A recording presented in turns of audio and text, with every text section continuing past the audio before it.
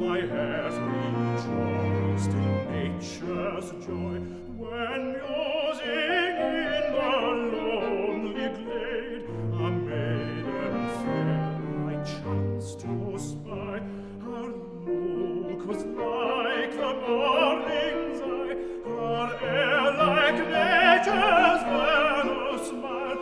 The lilies young and roses die bespoke the lass of Ballochmyle.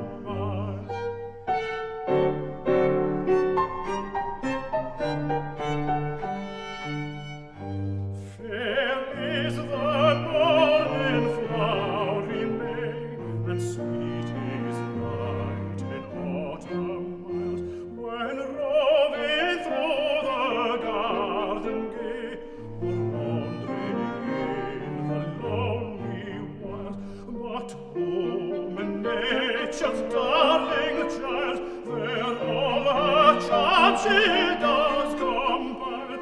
In there are other works are foiled by the bonny lass of Ballochmyle.